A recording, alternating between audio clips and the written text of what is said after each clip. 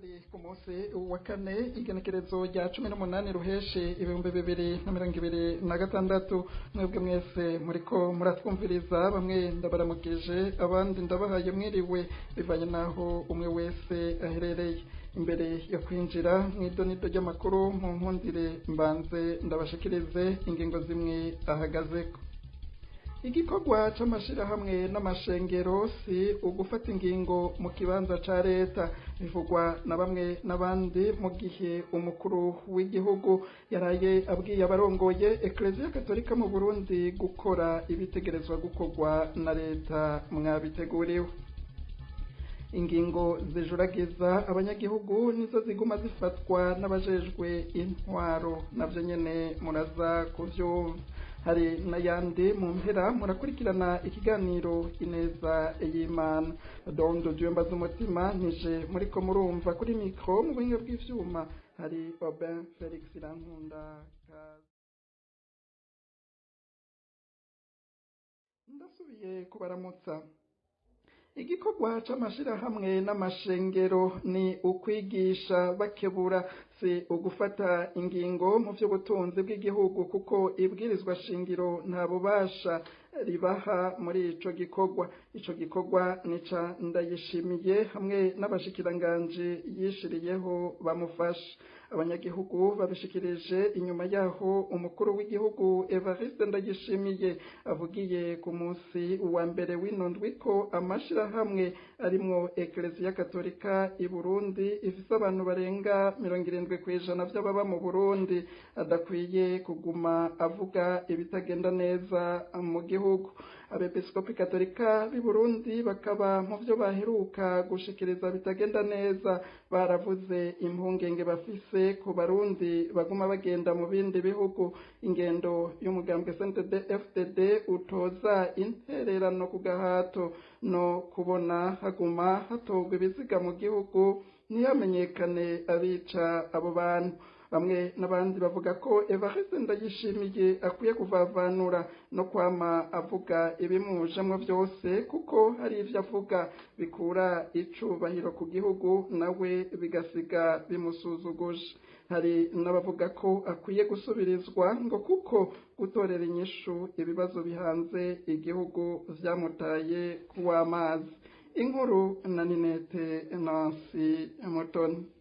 Inyuma y'inama y'abepiskopi Katolika b'i Burundi yatanguye kuwa mbere ruheshi 2026 isozerwa kuwa gatanu ruheshi 2026, itangazo ryasohotse aho urongoye iyo nama akaba n'umwungere wa diocese ya Muyinga Musenyeri Yohakimu Ntahondereye ariwe yarisomye rivugwamwo ibitagenda neza mu gihugu. Abasenyeri bahanahanye ko amakuru imbere yuko bihweza ivyari ku rutonde rw'inama yabo. Iruhande y'ibindi bitari bike abungere barateye akamo ku ngenge bafise ku Barundi baguma bagenda mu bindi bihugu ico bita fuite de cerveau mu kinyamazuru kurondera y'ubuzima mu gihe aribo boteje imbere igihugu cyabibarutse. Abasenyeri baranateye ivyatsi ingendo y'umugambwe CNDD-FDD wa Ndayishimiye utoza intererano ku gahato abasanzwe atari abanwanyi bawo. Abasenyeri barerekanye ko ari uguhonyanga ibwirizwa shingiro na cane mu ngingo yaryo ya 75 ivuga ko imigambwe myinshi yemewe mu Burundi. Abo basenyeri ntibibagiye gutera kamo ku kubona haguma hatogwa ibiziga mu mihingo y'igihugu ariko ntihamenyekane abica abo bantu.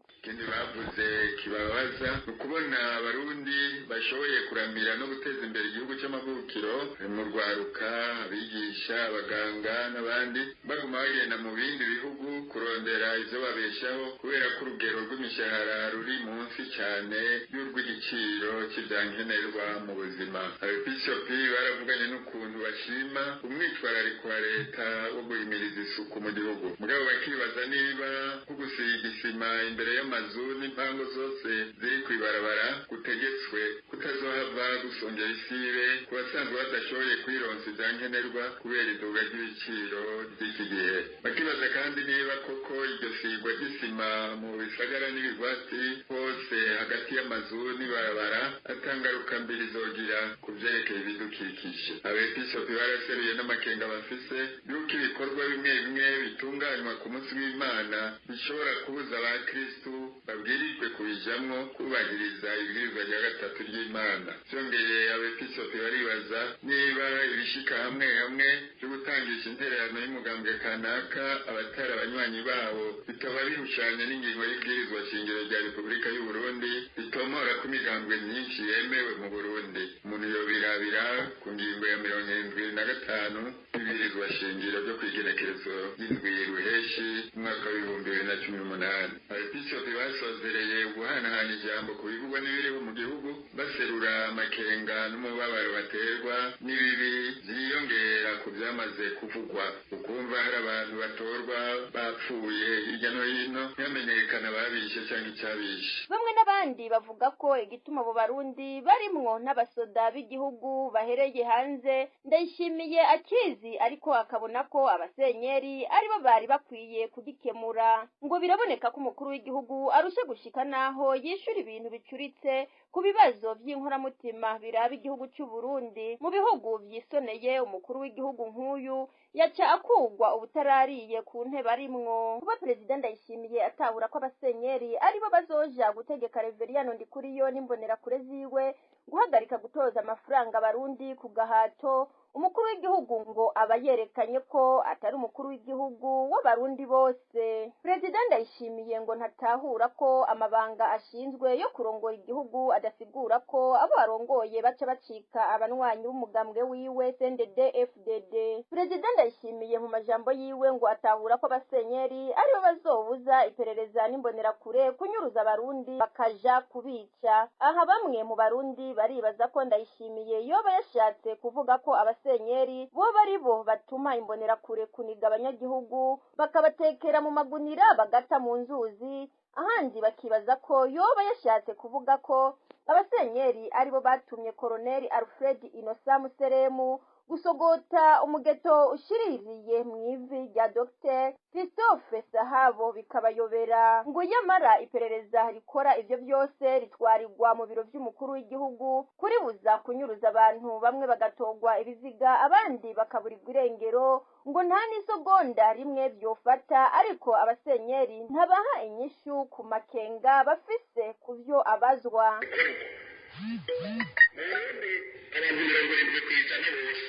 Bifise wumva cyangwa gutakireza gute mubiza yumva umusenyi yaciye azomera w'inzara n'abiwe bashonje atariko abigisha mugiye hanzi icajejwe mbere yiwe mu rugo iwe abigisha niwe baba ntashonje yakoze iki kugira ngo abigishe gukora mu guca umejeje kuzomera yuko umukuru w'igihugu yakoze kuja kurima mu rugo kwa naka ahubwo narazavuga ati iwacu. Bamwe n'abandi bavuga ko Evariste Ndayishimiye akwiye kuvavanura no kwamavuga ibimushemwe byose, kuko hari ivyo avuga bikura icyubahiro ku gihugu nawe bigasiga bimusuzuguje. Hari n'abavuga ko akwiye gusubirizwa ngo kuko gutorera inyishu ibibazo bihanze igihugu vyamutaye kuw'amazi. Ingingo zijuragiza abanyagihugu zibandanya gufatwa nk'uko abanyagihugu babivuga. Umuyaga nkuba ngo ubwirizwa gukurwa mu isoko nkuru ya Gitega mu ntumbero yo gukinga umuriro woyihitana.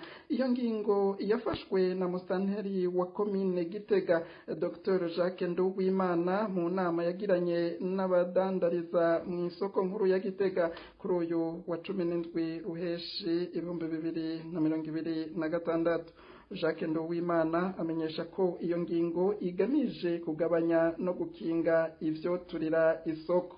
Hejuru yayo nabubatse mu mayira agenewe imodoka kizimyamwoto ngo babwirizwa kubomora kugira ngo hasubire kurengana neza.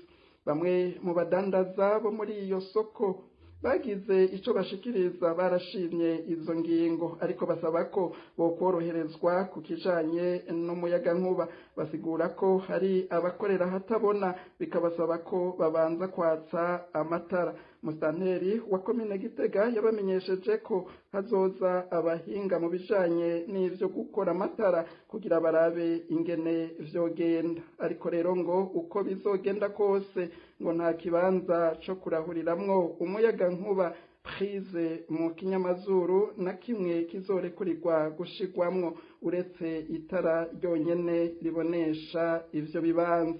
Jacques Nduwimana yongeye asaba abadandaza gucungana mu kuraba ko atakintu ico ari cyo cose kihari co konona umutekano w'isoko. Abadandaza batari bake mu isoko nkuru ya Gitega baribaza imbona kazoza bariko baganamwo iyo ariyo mu gihe basabwa gukorera ahatagira umuyaga nkuba canke ubonetse ntibaronke naho bafata umuriro wa telefone bakumva nibisigabwenge. Babona ko ingingo bafatirwa n'abategetsi bakomoka mu mugambwe CNDD FDD ari izibahohotera ngo bararushe. Harakenewe ko abarundi baronka iyindi ntwaro. Yabogojwe inyuma yo gutema imirima yitwaza gushira mu ngiro umugambi w'isuku n'isukura. Uyo ni Ndacayisaba Reverien yahora arongoye zone Gashoho iri muri komine Butihinda intara ya Buhumuza. Icaha co gutemagura ibitoke catumye buramatari w'intara ya Buhumuza Denise Ndaruhekere amukombora mu mabanga yo kurongora zone Gashoho nk'uko biri mu rwandiko yaraye ateye ku mukono kuri uyu wa 17 Ruheshi 2026. Denise Ndaruhekere asaba musitanteri wa komine Butihinda gukurikiranira hafi ishirwa mu ngiro ry'iyo ngingo hamwe no gusubiriza uwahora arongoye zone Gashoho mu maguru masha. Bamwe mu bavyumvise bamenyesha ko ari vyiza ko abarenga amategeko bitwaje ico bari bahanwa, ariko bakanegura ingene abategetsi bitwa ko bakomeye bakora amahano ariko ntibahanwa. Abitwa ko bakomeye mu butegetsi bwa CNDD FDD badahanywe mu gihe bakoze ivyaha ngo naco bizohindura muri iyo ntwaro. Ico gusamaza abarundi kugira gihagarare ngo nuko abarundi bava hasi bagasubiriza intwaro ya CNDD FDD. Mu buhinga bw'ivyuma babanza batumirira amate inyuma y'akaruhuko gato duce twinjira mu mwanya uhariwe ikiganiro. Umwanya uhariwe ikiganiro ineza y'Imana kuri uyu munsi wa kane igenekerezo rya 18 Ruheshi 2026 gishimikira ku ijambo ry'Imana riri mu gitabo c'umuhanuzi Amosi ikigabane c'icenda umurongo w'8 gishikirizwa na Pastor Celestin Gahungu mu gikurikirana. Abandi ndabahaye mwiriwe bivanye naho umwe wese aherereye. Ni wa mwanya wo kumviriza ikiganiro ineza y'Imana. Tugiye gusangira ijambo ry'Imana iri mu gitabo cavugishwa n'Imana Amosi igice c'icenda umurongo waho w'8. Turasoma mu izina rya Yesu Kristo. Umwami uhoraho atungiriye igitsure ubwami bukora ivyaha. Ati nzoburandura mw'isi mugabo sinzorandura inzu ya Yakobo rwose. Niko uhoraho agize. Amen. Imana ishimwe, Imana yacu ihabwe icubahiro.